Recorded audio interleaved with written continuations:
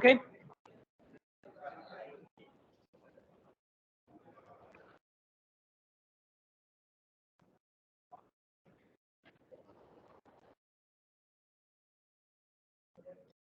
Okay. Everyone. So in the last class, we were discussing strings and languages. Like I mentioned, in formal languages, there are only two categories: individual symbols and then strings. Okay, there is a third category like word in between. So in this case, word, sentence, string, all are same. All right. So the individual letters or symbols out of which we construct strings or sentences, that set of letters is called alphabet set. So alphabet is not a single letter. The entire set is called alphabet set. And alphabet set is a non-empty finite set of objects called symbols. So both these conditions are important. It should be non-empty. It should be finite. All right. And I gave you examples. These are some examples of alphabet sets. For instance, only 0, 1. This is my alphabet set. So all possible binary numbers can be constructed using these two digits, right? So all these strings can be formed using only zeros and ones. And epsilon is an empty string. We will look at it in detail later. But empty string means basically you chose not to select any symbol from the alphabet set. So alphabet set is finite. Now it is your choice to choose which symbol, how many times, in what order, and to construct any string. All right. Now the way you can choose one or more symbols, you can also opt to choose no symbols. So when you make such a decision of not choosing any symbols, you will be able to construct an empty string. Okay. So string can be empty, but the alphabet set should not be empty. All right. So don't confuse the other way around. Don't think alphabet set can be empty, but string should not be empty. No, alphabet set should not be empty. String can be empty. All right. String may or may not be empty, but alphabet set is a non-empty finite set. Okay. And another alphabet set can be all English letters followed by the 10 digits 0 to 9. Another set can be just 2 letters and 2 digits. Another set can be non-alphanumeric characters and maybe 2 letters like A, B, and so on. So depending on the different alphabet sets you have, you can construct different types of strings.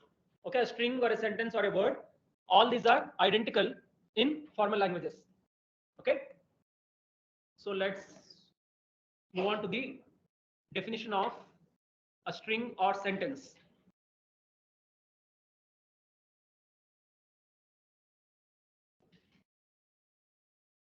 So string or sentence over an alphabet.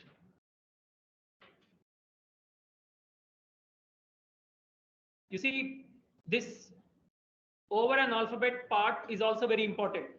Any string or sentence you construct, it is always out of some particular alphabet set.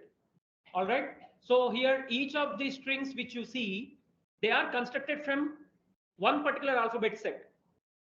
So you can't construct any arbitrary string from any alphabet set, right? For instance, using this set, I cannot construct a string like whatever, CD A0 1. Not possible because C, D, and 0 and 1 are not present in this set. So this string cannot be constructed from this set. Okay. So every string has a particular alphabet set over which it is constructed. So you should always ask, or you should always notice whether this string, is it possible to construct a particular string from a particular alphabet set or not. Okay. So what is a string or a sentence? It is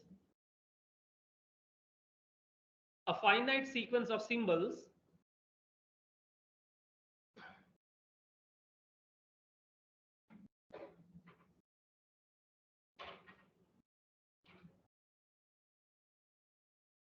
from the alphabet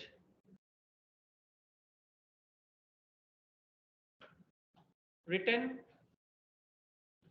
consecutively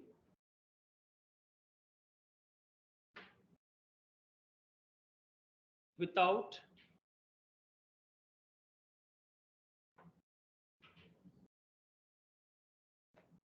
any comma or space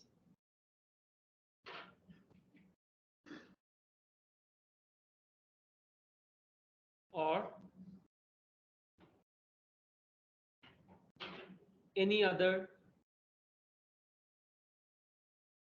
separator between them.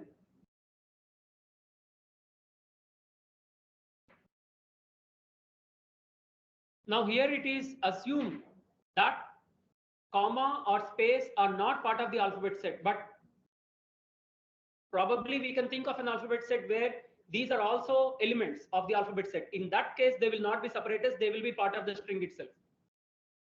Okay, so here it's an assumption that they are not part of the alphabet set, but if they are part of the alphabet set, then you need to think of some other separator, not these. All right.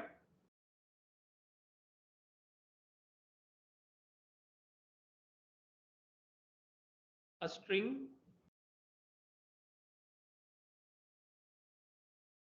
is usually represented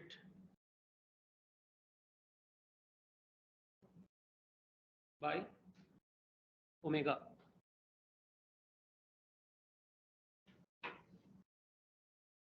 So let's look at an example.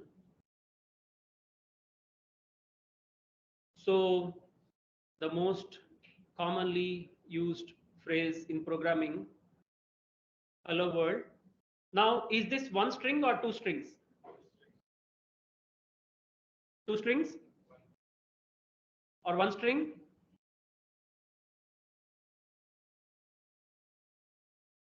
How many think two strings? How many think one string? Okay. Exactly. It depends on the alphabet set. You should ask what is the alphabet set from which the string is constructed. That is why a string or sentence is not something hanging in midair. It is always over an alphabet. It stands over an alphabet. So a string or sentence is incomplete without the corresponding alphabet set out of which it is constructed. Okay. So whenever someone asks you, whenever someone gives you a string and asks you, is it one string or two strings, you should ask, what is the alphabet set over which this is constructed? Okay. So both the possibilities are there.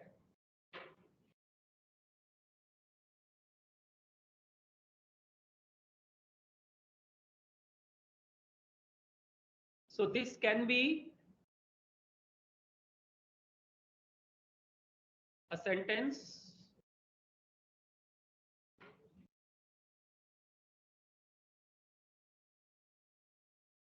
over an alphabet set which has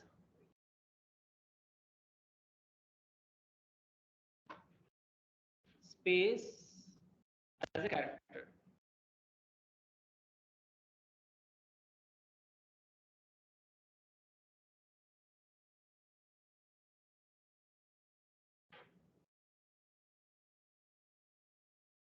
Or this can also be thought of as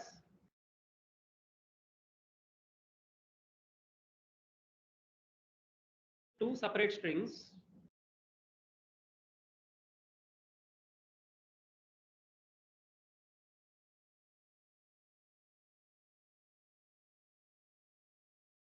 over an alphabet set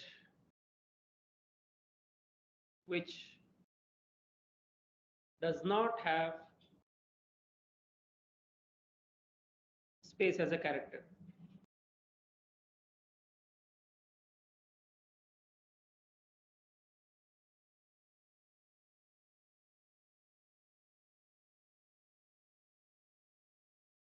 All right. So when you write a program, what do you think the compiler will treat it as? Will it treat that entire program as one string or many strings separated by spaces, brackets, commas? What do you think? One string. Someone else? Many strings. Okay. How many think one string? You people don't think anything. How many think many strings? What about others?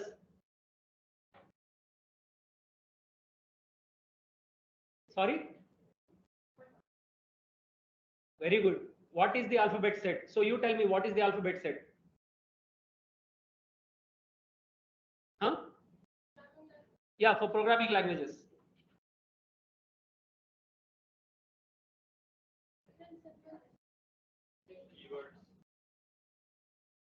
Keywords. Okay. Any other answers?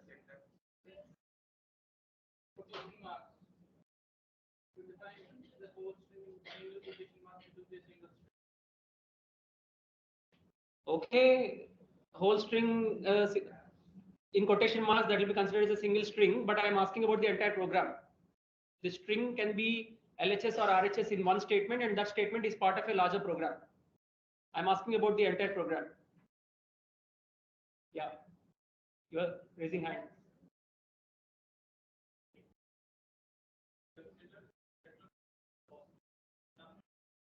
Set of multiple.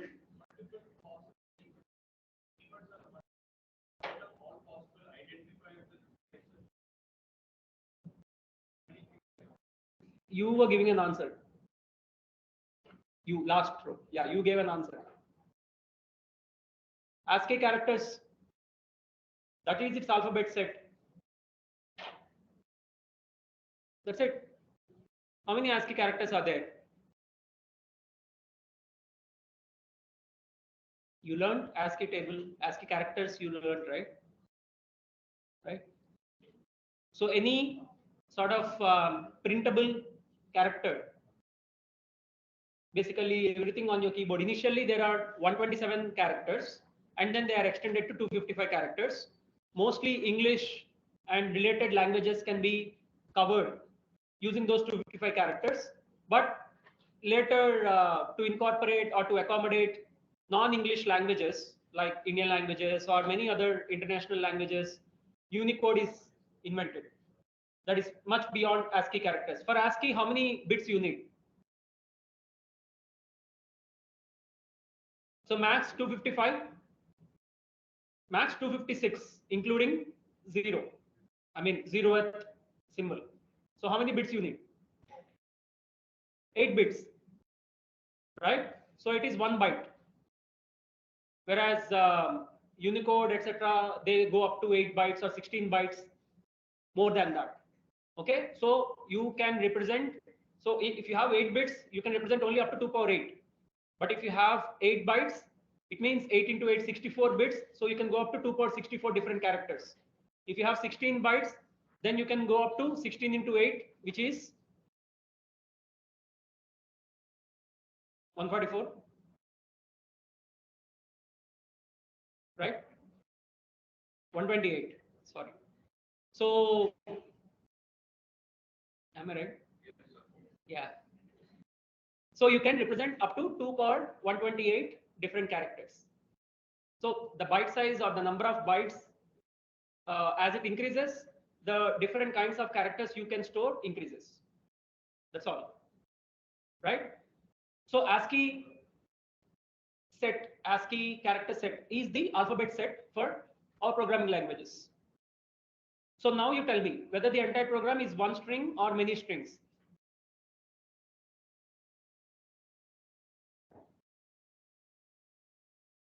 How many think one string? Okay. How many think many strings? Okay, the rest are getting absent today. You're not in the class. Body present, mind absent. It is one string.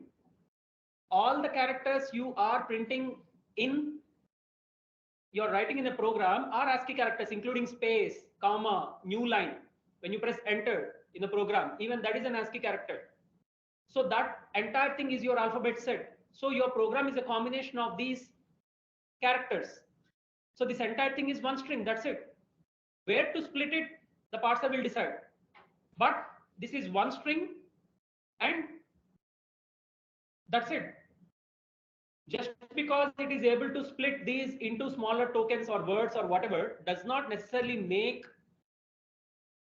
this entire string into multiple strings to begin with.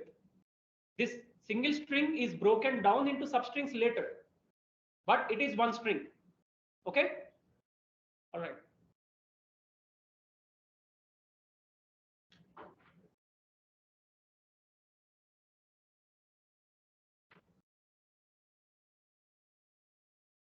So you should be able to connect what you're learning with what you know already. This is something very basic. And I saw so many blank faces just for such a simple thing, which means you are not putting any effort in trying to reflect. Just put some effort. This is not something, a complicated answer that I gave you. It's a very simple thing which you already know. So it really demotivates to see such indifferent faces.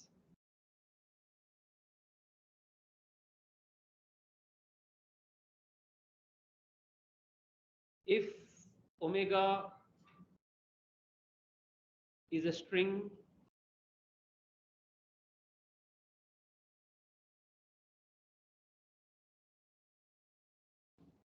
over the alphabet sigma, then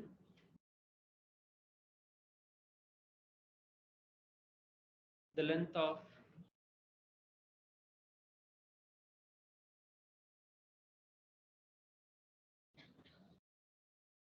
omega is represented as like this, like the cardinality of a set, similar notation for the length of omega also. So omega will be made up of n symbols if the length of omega is n. Okay, and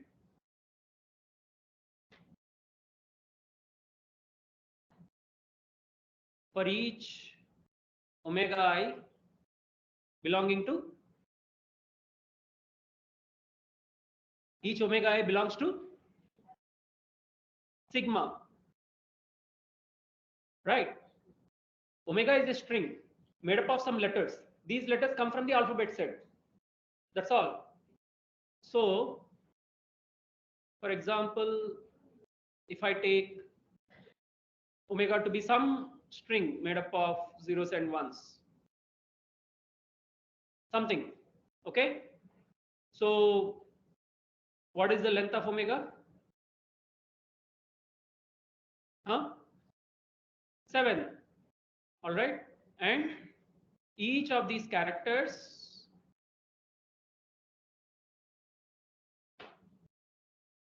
belong to sigma, where sigma is 0, 1. That's it. So individual letters come from sigma, and these individual letters are used in any way you want to build a string. And each of these strings you can call omega. Fine.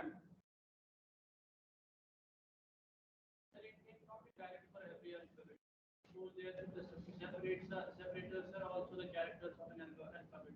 Yes. How do we find the length of omega? You will count that separator also as a character. It will not be separator anymore. How do we know when to end the string? That's why you should know the alphabet set. If you know the alphabet set, you know when to end the string. Any character which is not in the alphabet set will be a separator. That's all.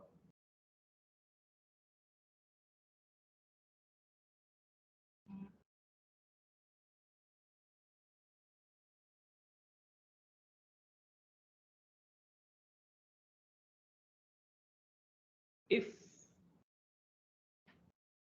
the length of omega is 0, then omega is called an empty string.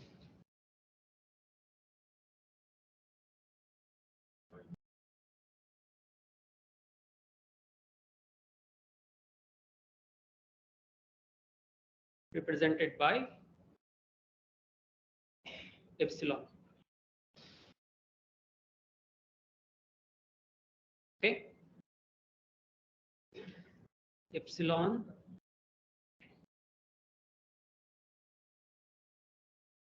for strings is similar to 0 for numbers. So for instance, suppose if I have a string like this,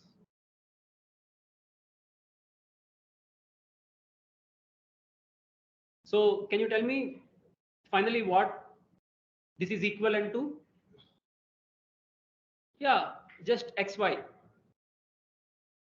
All right.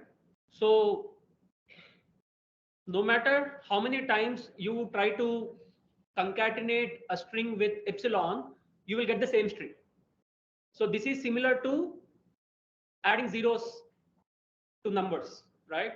Suppose I have 0 plus 10 plus 0 plus 0 plus 20 plus 0. Okay, so these are all zeros and x and y are like 10 and 20. The result will be 30, right? No matter how many times you add 0 and how many zeros you add, it doesn't make a difference to addition, right? Similarly, the parallel in strings is epsilon and the parallel operation is concatenation. No matter how many times you try to concatenate an empty string to a non-empty string, you will just get the non-empty string. That's all. Okay. And you will see other uses of epsilon later, but this is just, these are some parallels for you to understand. It's not exactly identical, but many similarities are there between epsilon in strings and 0 in numbers. Okay. And this also, you know, concatenation.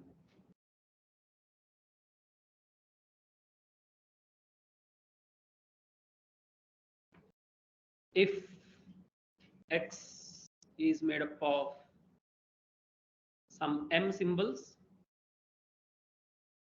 what is the length of x? Huh? M. I don't know why your mouths are stitched. None of you open your mouth. You're so silent or innocent. No, even then it will be m only. See, xi is a character. Epsilon is a string. All right. So epsilon can't be a character. These are characters, non-empty characters. You will see. I'll come to that. You will get some clarity. Length of y is n. Okay. Then xy is all the characters of x followed by all the characters of y. Okay. So now length of xy is m plus n. That is concatenation. That's it. So whatever you know already, we are just defining it formally. This is like a formal definition.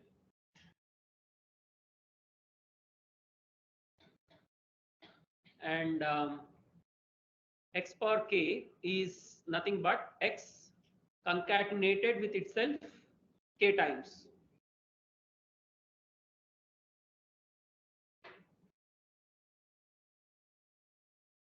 All right. So for instance,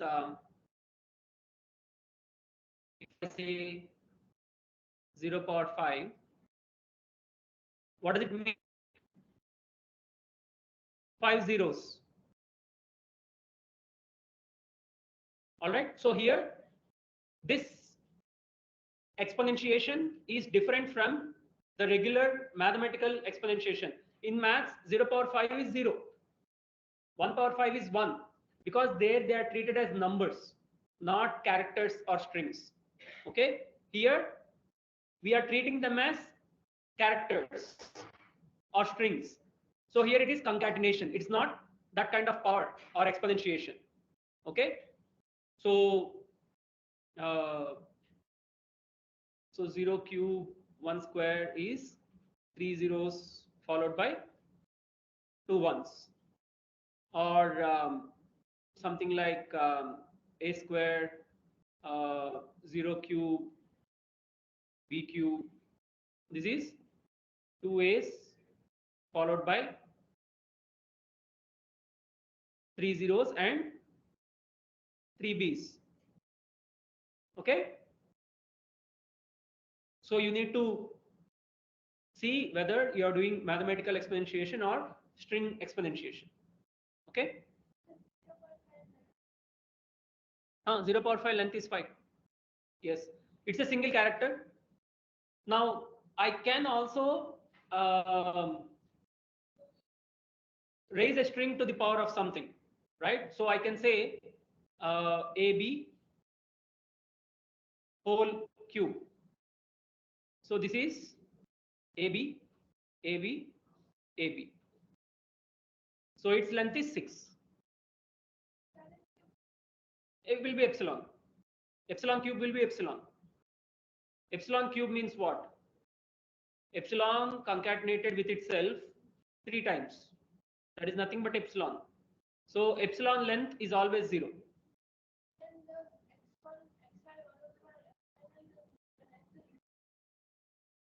That's what I said. X1, X2, Xm, none of them will be epsilon. They are actual characters making up X. Okay. Why none of them will be epsilon? I'll just come in a while. Okay. Yeah. So let me ask you this question. Let's see how much you understood. Can sigma be equal to epsilon? Anyone? Is it possible or not possible? No. Why no?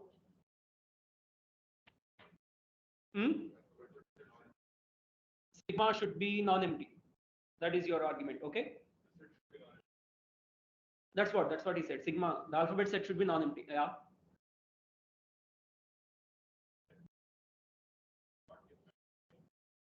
Who said epsilon is not defined well? Hmm. Hmm. Hmm. Yes. Okay. Very good. That is one answer. Any other answers?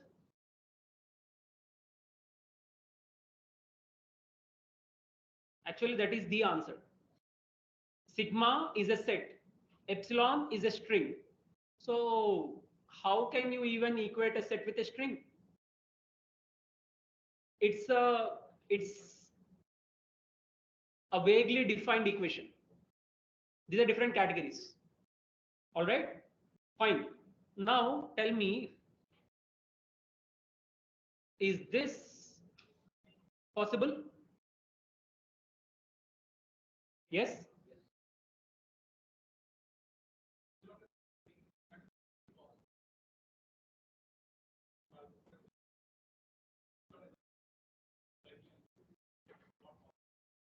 Very good. This answer is also correct. Epsilon is a string. It is not a character. Okay. It is not a single character. It is a string. And sigma is not made up of strings. Sigma is made up of individual characters, which will later be used to construct strings. All right. I mean, this question will be easier for you if I had asked. Suppose if I say sigma is ABC and maybe 0 and 1. Will you accept this possibility? Will you accept this to be an element of sigma? No, because this is a string. The similar, in the exact way, this is also a string. This is also not allowed. The way ABC, which is a string, is not allowed, epsilon, which is a string, is also not allowed. It doesn't matter whether its length is 0 or 1 or whatever. Now you may say, okay, what about 0 and 1? How do we know whether they are single characters or strings? Because there can be a string with one character. So 0 can be a string, 1 can be a string, right? Then what? So here, the basic understanding is 0 is a character. 0 can also be a string, but in this case, we are assuming 0 to be a character. If we want to differentiate these two, then we differentiate them using quotation marks. So if it is single quotation, it is a character. If it is double quotation marks, it is a string. This is how we differentiate in programming also. Even in programming, a character, a single symbol can be put in single quotations or double quotations. If it is put in single quotations, it's treated as a character. If it is put in double quotations, it's treated as a string. But more than one character, maybe ABC, you necessarily have to put it in double quotations. If you put it in single quotations, it will give an error. A string cannot be reduced to a character, but a character can be raised to a string. Why not an alphabet of ABC as a character? You can define a system like that if you want, like suppose ABC itself is my character, you say. So then you are altering the definition of character itself. What is the understanding of character is no longer the conventional understanding. Any sequence of symbols is also treated as a character, and one character is also treated as a character. Okay. Now, suppose I say I have this ABC as a character, 0 and 1 as a character, and I also have C as a character. Now what will happen when you construct a string? Now it can be anything, right? 0, ABC, C, or suppose if I have A also as a character, okay? Or let me say B, doesn't matter. Yeah, now suppose if I have CB as characters, okay? Now when I see this BC, how do I know whether this is single character B and C or this is part of ABC?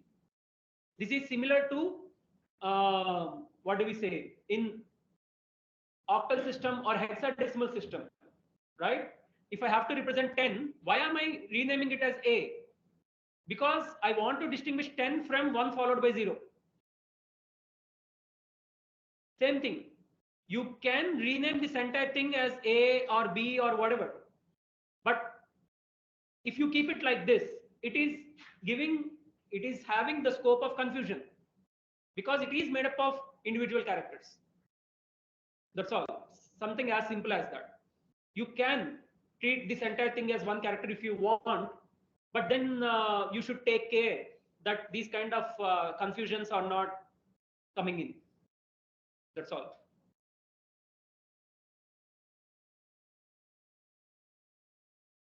Okay, so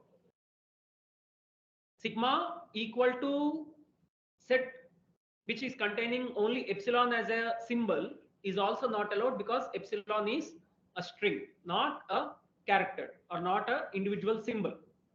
Okay, so this is also not allowed. This is also not allowed. All right. Now,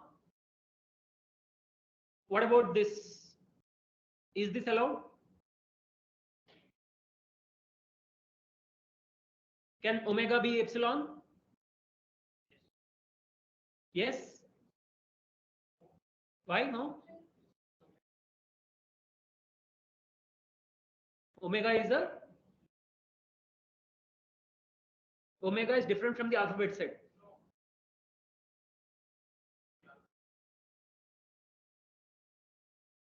No, I'm not speaking of that omega. I'm saying omega as a string. Huh? Yeah, it can be. We just mentioned it here. If length of omega is 0, then omega is called an empty string represented by epsilon. That's it. Omega can be epsilon. All right. And also, if you notice in the definition of string, it is said it is a finite sequence of symbols from the alphabet. It is never said it is a finite non-empty sequence of symbols. You see, the wording is exact. There is no ambiguity in the wording. In the alphabet definition, it is clearly said it is a non-empty finite set of objects called symbols. Here, it is only said it is a finite sequence of symbols. So it is finite. It need not be non-empty. 0 is also finite. It is empty, but there is no condition that it should not be empty. Okay, so it can be 0 or non-zero, but it should be finite. Yeah. Over an alphabet, we are defining epsilon as 0 string. Yes. That is defined over an alphabet. That means it makes an alphabet. So epsilon It is defined over an alphabet. It makes it a string over an alphabet. It does not make it an alphabet. That's all. See, then you can say I define ABC over the alphabet set ABC. So you should say ABC also is an alphabet. That entire string should be an alphabet. You don't say that, right? That is a string over the alphabet. That's all. Yeah.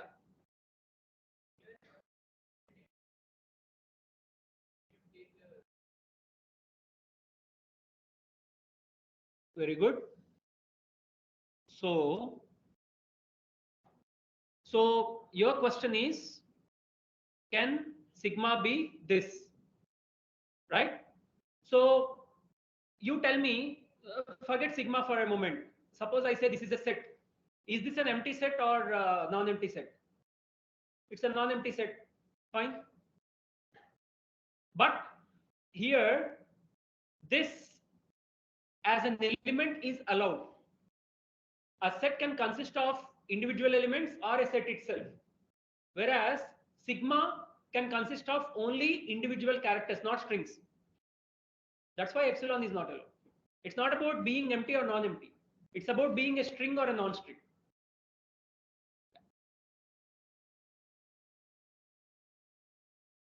Okay. All right, so let's move on.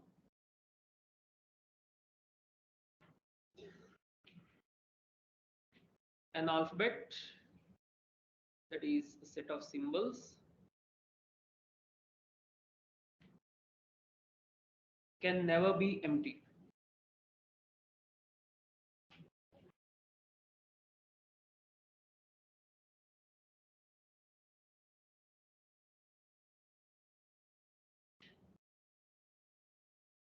Although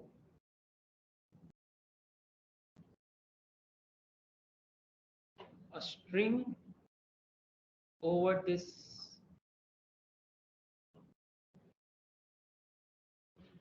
alphabet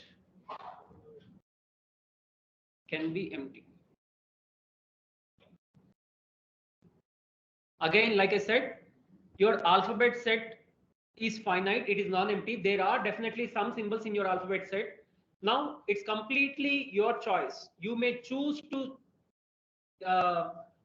some symbols and construct a string, or you may choose no symbols and also construct a string. When you choose one or more symbols, you will get a non-empty string. When you choose 0 symbols, you will get an empty string. That's all. So your alphabet set need not be empty for you to get an empty string. It's your choice which you are making of not choosing even one symbol from the alphabet set. That's all. Okay. And each string should also be finite. It can be 0 or it can be non-zero length, but it should be of finite length. Number of such finite strings can be infinite, potentially infinite. It's like natural number set. Any particular number you take, it is of finite digits only, right? But number of such natural numbers is potentially infinite. That's a different thing. We'll see that when we come to languages. We still didn't define language. We just defined alphabet and then string. Okay.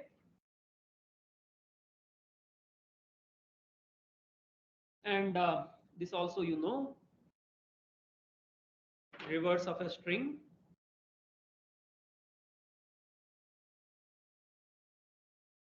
So omega reverse is represented like this. So if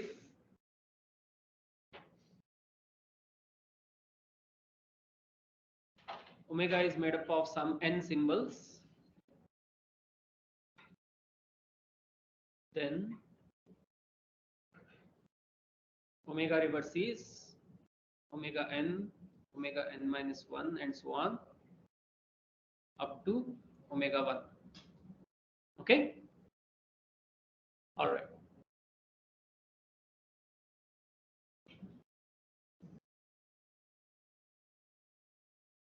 Then these are all concepts which you already know, but they are being defined formally. This is like mathematics. There's no ambiguity here.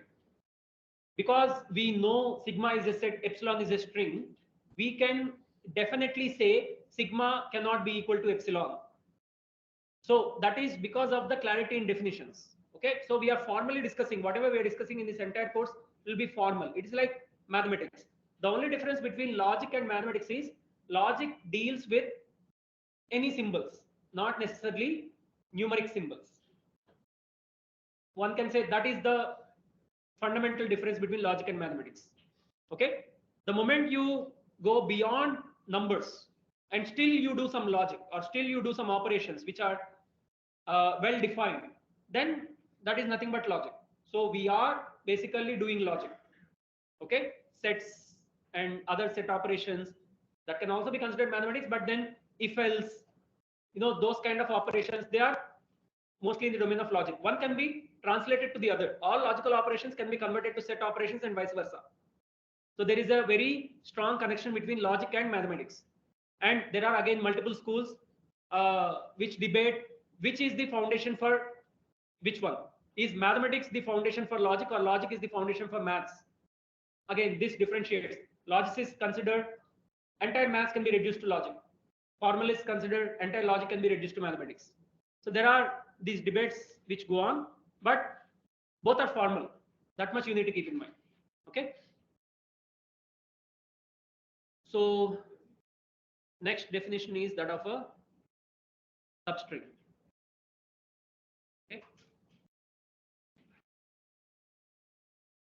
Z is a substring of omega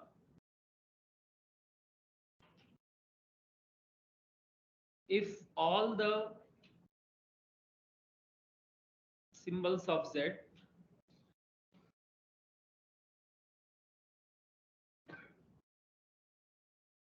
appear consecutively in omega.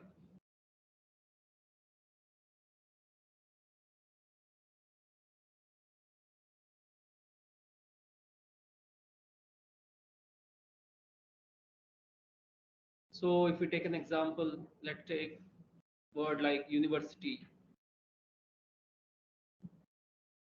So now any sequence of characters like you and I, or we are, or this entire thing, versity, or this entire word, each one of them is a substring. If you consider this entire string to be omega, then this is a substring, this is a substring, and this is a substring, and this entire thing is also a substring, right?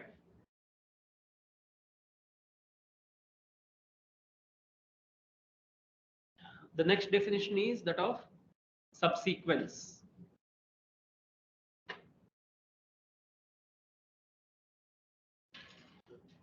Z is called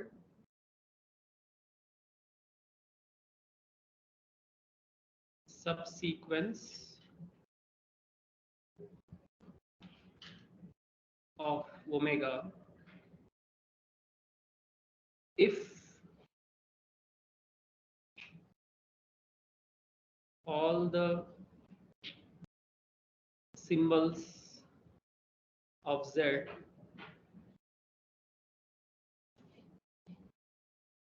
appear in the same order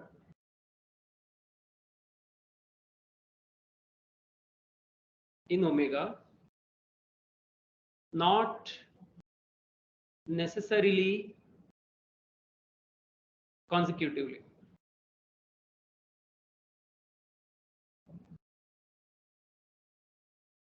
Okay, so let's take the same example.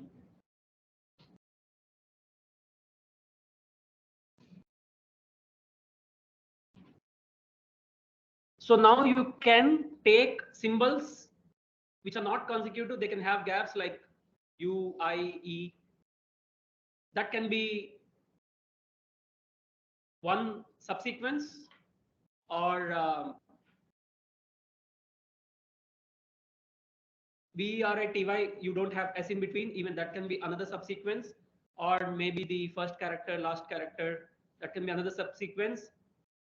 Is YU also subsequence? These two characters are present in the original word. No, because the order is disturbed, right? They are not in the order, in the same order in the original word. So this is not a subsequence. The order should be maintained. Although they are not consecutive, the order should not be disturbed. Okay, and that's it. So anything you take like that, that is a subsequence. Now, are all subsequences substrings?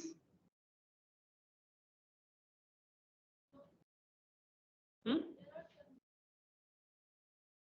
Are all subsequences substrings? Yes.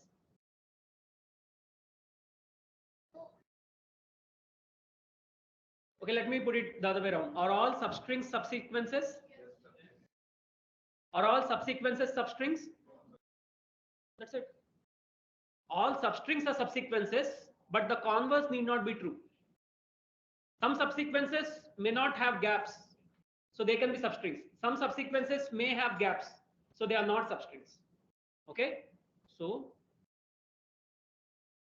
every substring is a subsequence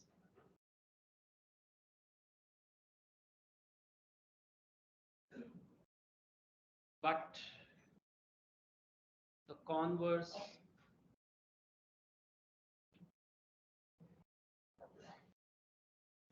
need not be true. Okay, any doubts? Okay, so let's stop here.